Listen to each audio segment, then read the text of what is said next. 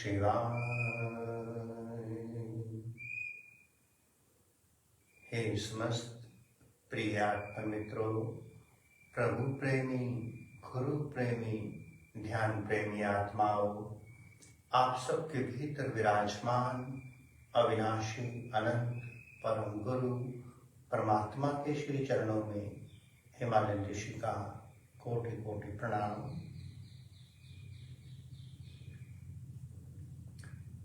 प्यारे साधकों, प्यारे मित्रों, भीतर और बाहर एक जैसा ही ब्रह्मांड अस्तित्व विराजमान है। अनंत संपदाएं इस ब्रह्मांड में छुपी हुई हैं, उघाड़ी जा सकती हैं। बाहर का विज्ञान भी एक रिसर्च है और भीतर का विज्ञान भी एक रिसर्च है। हम जब किसी एक चैनल पर काम करते हैं, धीरे धीरे वो चैनल फाइन ट्यून होने लगता है। समय लगता है, धैर्य रखना पड़ता है। एक दिन उस चैनल के साथ हमारा कांटेक्ट बन जाता है। चैनल खुलने लगते हैं, भीतर के भी बाहर के भी। किंतु अपनी पूरी ऊर्जा के साथ उस चैनल पर काम करना होगा। तभी एक समय के बाद एक फ्रीक्वेंसी उस चैनल पर आकर रुकेगी जो आपका लक्ष्य है। ध्यान, साधना, तप, तपस्या, समाधि सबसे सर्वोत्तम चैनल है। इस चैनल को भी फाइन ट्यून किया जा सकता है, समय लगता है। किंतु हर चैनल के अपने सिद्धांत, नियम बने हैं। अस्तित्व में कोई भी इंसान किसी भी वस्तु को प्राप्त कर सकता है। उसे प्राप्त करने में उसे थोड़ा सा परिश्रम, थोड़ा सा धैर्य, संयम रखना पड़ेगा। आज अस्तित्व में अनेकों लोग सुख साधन सुविधाओं को उपलब्ध हो रहे हैं, बड़ी बड़ी उपलब्धियां भी वो कर रहे हैं। तो ये उपलब्धियां उन्होंने अपने एक चैनल की फ्रिक्वेंसी को फाइन ट्यून करना शुरू किया। जैसे कभी आपने देखा होगा, रेडियो हुआ करते थे, धीरे धीरे फ्रिक्वेंसी को सेट किया जाता था। तो एक समय के बाद वो फ्रिक्वेंसी एग्जैक्ट उसी चैनल पर आ जाती थी और साउंड क्लियर मिलने लगती थी। ठीक इसी तरह से भीतर अनेकों फ्रिक्वेंसियां मौजूद हैं। अगर कोई साधक समाधि की चरम सीमा को छूना चाहता है तो उसे 0 से 100 तक उस फ्रिक्वेंसी को मैच करते हुए आगे जाना होगा, ताकि एक समय के बाद वो चैनल भीतर का खुल सके और सीधा शिव नेत्र से कनेक्ट होकर समाधि में प्रवेश कर सके। अगर हम बार बार अपने चैनल्स को बदलते हैं तो कोई भी चैनल पूरी तरह से फाइन ट्यून नहीं हो पाता। हमारे ऋषियों मुनियों ने अपनी पूरी ऊर्जा को, पूरी चेतना को उस ओर लगाया, समाधि की ओर, और उन्हें समाधि की प्राप्ति हुई। आज कोई साधक, कोई संत महात्मा अपनी ऊर्जा को सिद्धियों की ओर लगाते हैं। आपने देखा होगा, कोई भूमि के भीतर बैठने की सिद्धि प्राप्त करता है। धीरे धीरे करते करते एक समय के बाद उसको वो सिद्धि प्राप्त हो जाती है। एक साधक अग्नि में चलने का प्रयास करता है, कोई अग्नि तापने का प्रयास करता है। एक समय के बाद उसे वो सिद्धि प्राप्त होने लगती है। कोई इंसान धन संपदा चाहता है, सुख चाहता है, स्वास्थ्य चाहता है।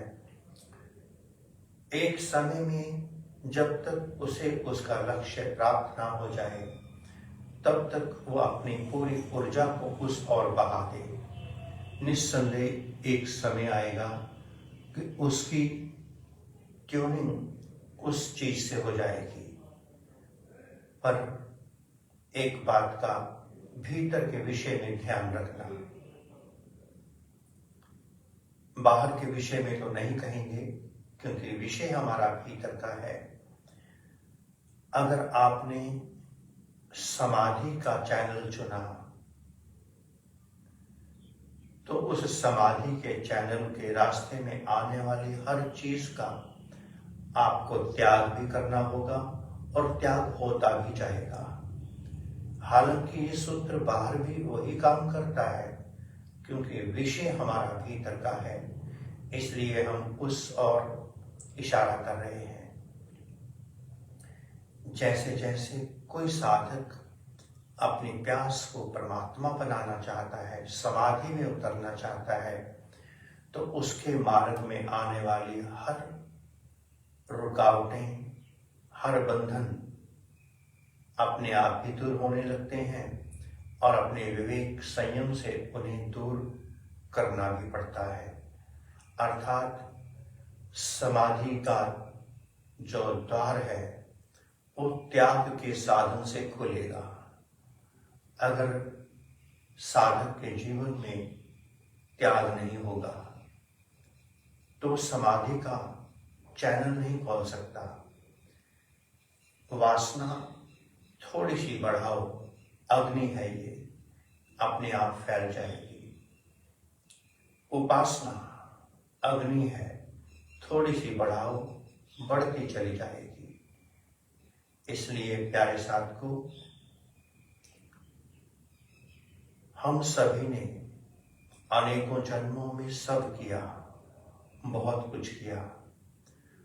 इस जन्म में भी अगर उसकी रेपिटेशन हो तो फिर हमारा विवेक, हमारी बुद्धिमत्ता, हमारी तपस्या, हमारा विवेक कहाँ गया? अगर हम इस समय अपनी बात कहें, संसार की नहीं, किसी की नहीं, क्योंकि अस्तित्व में तो अनेकों जीवात्माएं विराजमान हैं, सभी अपने अपने कर्मों से अपनी यात्रा पर हैं। अगर हम अपना लक्ष्य समाधि लेकर के चलते हैं किंतु समाधि की ओर अपनी चेतना को पूर्ण रूप से नहीं लगाते तो हमें वो समाधि प्राप्त नहीं होगी। ध्यान में उतरते हैं, परमात्मा में उतरते हैं, अनेकों प्रकार के प्रलोभन प्रकृति हमें निस्संदेह भेजेगी। शुरू शुरू में अनेकों फ्रीक्वेंसियां आपस में टकराएंगी। किसी की फ्रीक्वेंसी बहुत स्ट्रॉन्ग होगी किंतु आपका वो विषय नहीं होगा, आप उस ओर नहीं जाएंगे। किसी की फ्रीक्वेंसी हल्की होगी, आपका वो विषय नहीं होगा। इसलिए जब हम इस राह पर उतरे हैं तो अनेकों लोग, अनेकों वस्तुएं, अनेकों दिमाग, अनेकों ज्ञान बीच में आएंगे, किंतु अगर आप अपना लक्ष्य बिल्कुल सामने रखेंगे, स्पष्ट रखेंगे, तो आने वाली हर चीज आपसे टकरा करके वापस चली जाएगी, क्योंकि आपके भीतर एक ऐसा तेज, ऐसी ऊर्जा पैदा होगी जो आपके सामने आने वाली हर चीज को निष्क्रिय कर देगी। और अगर सामने से कोई चीज आई और आपके भीतर उतर गई और आपने उस पे काम करना शुरू कर दिया, तो इसका मतलब अपनी ध्यान साधना, तप तपस्या, ऊर्जा, शक्ति बहुत कमजोर है। दूसरे का प्रभाव, दूसरे की ऊर्जा हम पर हावी हो गई और हम उस ओर चल पड़े, तो अपनी साधना कमजोर है। इसलिए प्यारे साथ को अपनी साधना को मजबूत कीजिए। गुरु से, आपके जो गुरुदेव हैं उनसे इष्ट देव मंत्र दीक्षा लीजिए। इष्ट देव मंत्र दीक्षा प्राप्त करके अपने इष्ट देव के मंत्र का जप करिए। उस जप से आपके भीतर एक अलौकिक तेज, अलौकिक ऊर्जा पैदा होगी। एक समय ऐसा भी आएगा जब आपके साथ आपका इष्ट खड़ा हो जाएगा। उसके बाद इस अस्तित्व की कोई शक्ति आपको डगमगा नहीं पाएगी। जब तक आपके ऊपर इष्ट देव की कृपा नहीं है, तब तक जिंदगी डामाडोल, दाएं बाएं गिरती रहेगी, उड़ती रहेगी।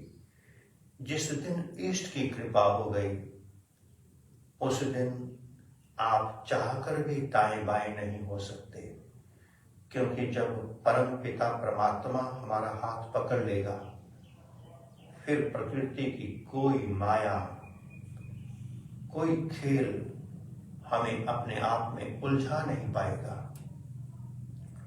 और अगर हम उलझ रहे हैं तो इसका मतलब अभी हम पर इष्ट कृपा नहीं है।